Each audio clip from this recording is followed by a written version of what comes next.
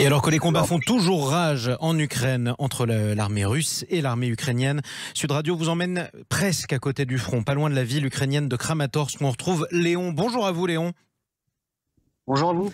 Vous êtes français, engagé, volontaire au sein de l'armée ukrainienne. On vous avait déjà eu d'ailleurs dans le Grand Matin Week-end sur Sud Radio il y a quelques mois. Vous faisiez partie de la Légion internationale. Vous avez changé d'unité, c'est ça ?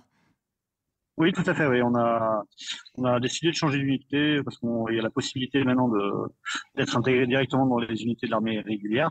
C'est une loi qui est passée, je crois, en début d'année qui permet aux étrangers donc de rejoindre n'importe quelle unité de l'armée régulière.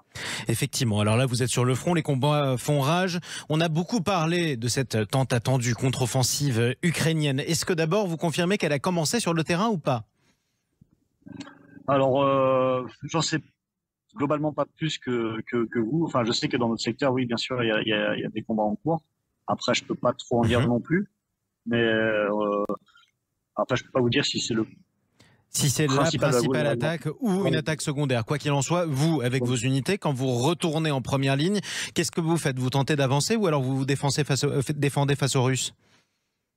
Alors, actuellement, la brigade est plutôt à l'assaut. Enfin, d'ailleurs, sur leur chaîne Telegram, ils ne le cachent pas.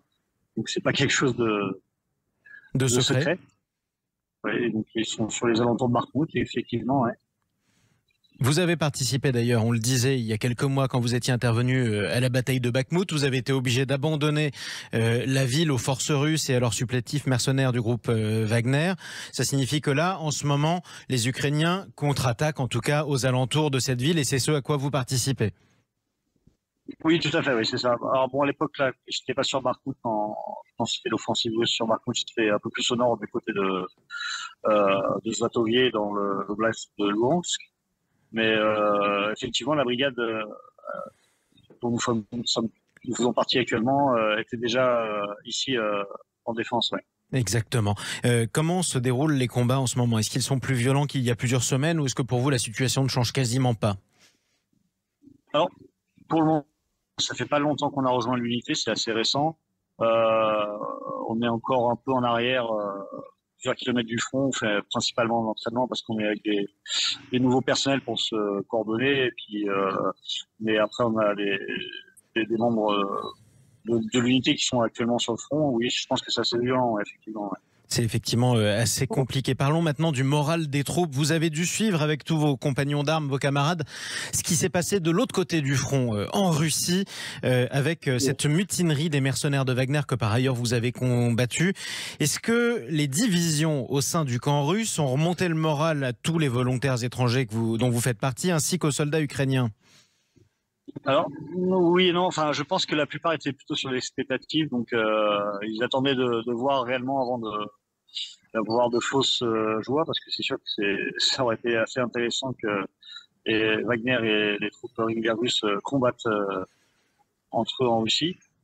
Mais bon, pour la plupart, ils disaient attendons et voyons. Attendons et voyons, wait and see. Donc, est-ce que vous avez une idée du moral des soldats russes qui sont en face ou pas ? Actuellement, pas spécialement.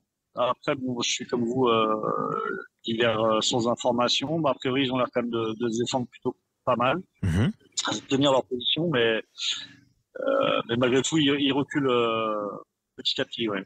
Effectivement. Alors, dernière question.